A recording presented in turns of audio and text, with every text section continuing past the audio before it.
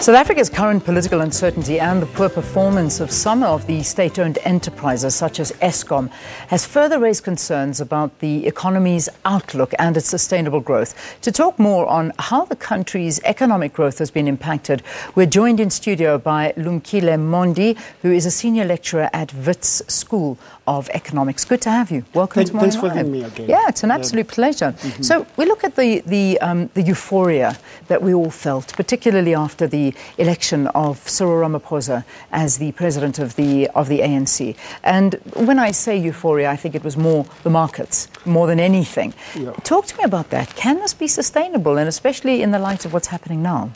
You know, the presence of the president of the ANC, the deputy president of the country, Ramaphosa, has had enormous influence, and not only domestically, among various stakeholders, whether it's trade unions, communists, it's business, because it really brings back hope that, you know, in the past 9 years under President Zuma, where unemployment, poverty, inequality has widened, under an ANC, which in fact, through the Freedom Charter, has always argued for a system that's fair, that addresses the problems of the poor, and yet under this leadership, we've been seeing it. So he's ushered, President Ramaphosa's election, has ushered that hope that the ANC may in fact correct itself and really build that hope and regain the stance of being an influence in society. However, the recent developments, the past 3 days, really raised a lot of question about whether that political certainty that's been created in the past month, whether those gains are slowly being eroded by that lack of decisiveness about dealing with President Zuma,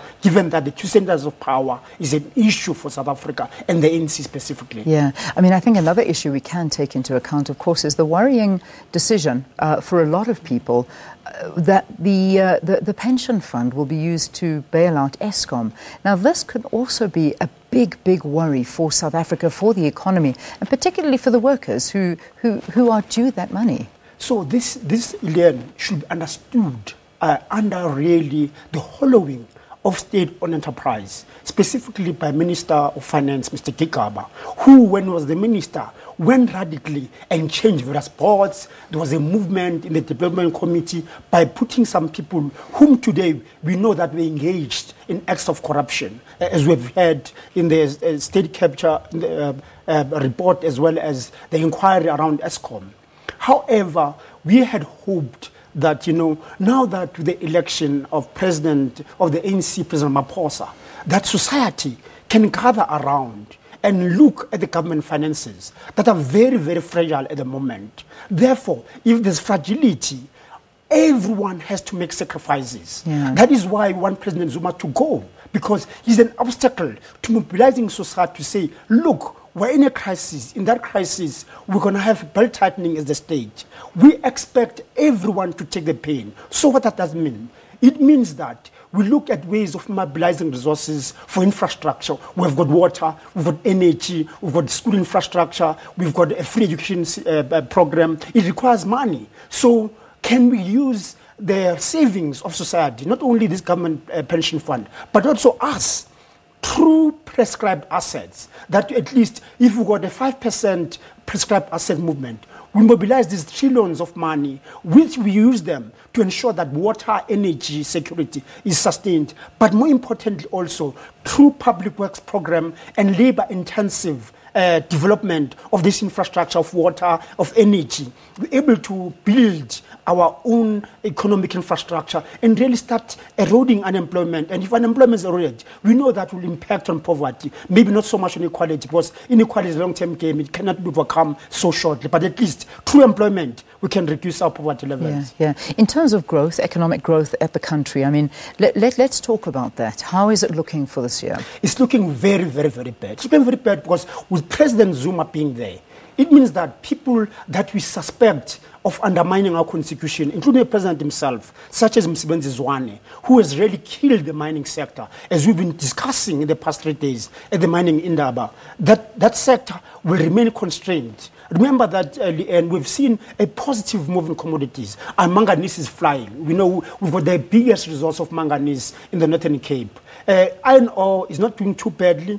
So gold continues not to do badly, despite the fact that we've had fatalities at Sibanye in the restaurant recently. So we are in a very good position. However, that requires a minister that's got credibility in the sector, but also leadership at the top, number one. That is going to usher that. And I don't think President Zuma has got no credibility. That's why we want the transition to be as quick as possible so that President Ramaphosa of the ANC can then usher that vision and ensure that we mobilize that confidence that is coming. And there's changes in the cabinet. Yeah. People that Msebenzi want to get out and we ensure that we clean up that cabinet. We have people that can be trusted by South Africans and all sectors as we take the pain towards creating that new vision of that's embedded in the National Development Plan for growth, for bringing in the marginalized people who have not seen any democratic dividends since 1994. Yeah, and that's, it's important to know that. And I mean, we're always talking about President Jacob Zuma, but the bottom line is that it's not him alone. There are many people that are also involved in where we find ourselves as a country right now. So today, obviously, we were all meant to be embarking on the journey to Cape Town to sit and witness the State of the Nation address. That's not happening anymore. And I think we've spoken very briefly about the repercussions of this delay and what's happening behind the scenes. But the real worry is the budget, the national budget. Now, our finance minister obviously is meant to deliver this on the 21st of February. And this, I think, would be a worry, wouldn't it? I mean, to delay a budget, what would that do for the country? So remember that the budget, we've already had a medium-term budget policy statement in October. Yeah. That really set out how we see our patterns on the expenditure side and our revenue. We know that we estimated at that time, given the information had, that we're estimating about 50.8 billion rand of deficit in our revenue collection. So there's a hole that in the past budget, we cannot fill that 50.8 billion. And then we add on top of it the free education that was ambushed as an ambush announcement to try and influence the ANC election by President Zuma on the 6th of December. So we add that cost as well. So we're talking about a hole of about 80 to 90 billion. So we also talk about an economy that's growing below 1%. So therefore, it means, that's why I was saying earlier, that the certainty around leadership, it makes it easier for the new president as well as the Minister of Finance, who will then say, you know what, we're in a mess. We've undercollected, we need to tax you more.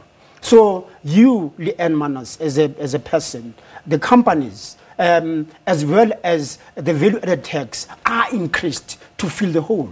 More importantly, as we do that, we talk about prescribed assets, which I said earlier, where all pension fund, all the asset managers, Sanlam, etc., of their total portfolio, 5% is allocated towards what we call prescribed asset, which really look specifically at infrastructure, the water infrastructure, the energy infrastructure, the road infrastructure, because if we lower those administrative costs, it lowers our cost of doing business. So going forward, our economy will grow. So the budget, even if it's postponed, I don't think it matters because it's a stock. That is, it happens on a particular day. The flow of finances will only happen in early April. Yeah. So it shouldn't affect that much. But what it affects the mobilization of stakeholders, because all of us have been sensitized by the victory of President Ramaphosa, leader of the ANC, and therefore we are going to really be very positive if they change politically, because through that we'll support our government to move forward. All right. Now, if we look at how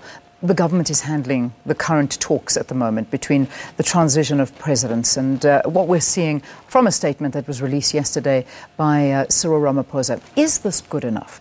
Do you think that when you've got the world watching us, when you've got ratings agencies, investors, all sitting on the sidelines, analysing and watching, not to mention your average South African that is looking and is very confused at this point in time, that feels that there is not enough information coming out, but the way they're communicating, is it enough or should it be more transparent? It should have been more transparent, Leanne.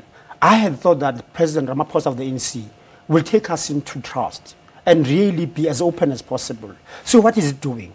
It's really making it very difficult for Moody's, who've been very loyal to us in terms of rating, to continue watching us and supporting us, not downgraded us.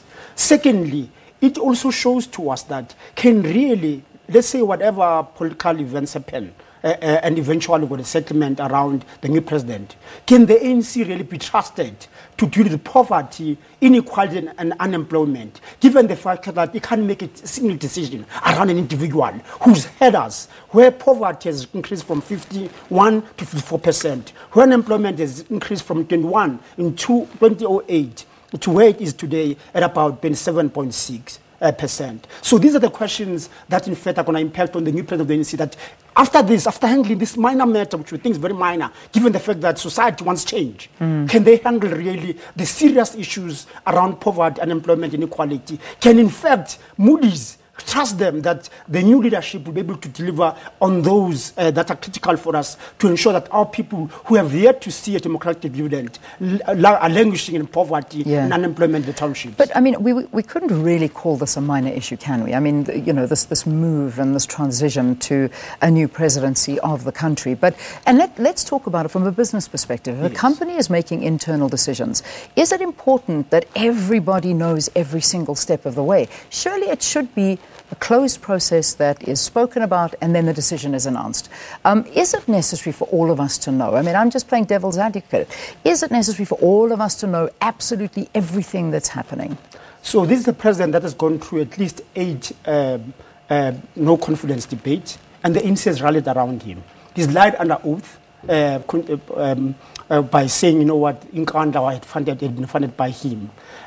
So really, he's continued to employ people who's in the process, the court have found that the process was not correct. So we have no trust on the president. So society, in the ANC, they may have their own issues, but the broad society, the 55 million people, are saying want progress, want to move forward. We know that we are needed to progress this country. I think they are really, through this lack of transparency, they are taking that confidence away. That is why I'm concerned that going forward, am I going to believe that the ANC as an entity, if it can't make its own decision just around one person, can it make a decision around 55 million people, whereby unemployment is continuing to worsen, poverty worsens, and inequality worsens? So can this group, can this party be able to usher the promise of a democracy, usher the Freedom Charter aims and vision, and the National Development Plan, when in fact they can't make a decision on one individual? That's the question. Well, we leave it there and we leave it on that question.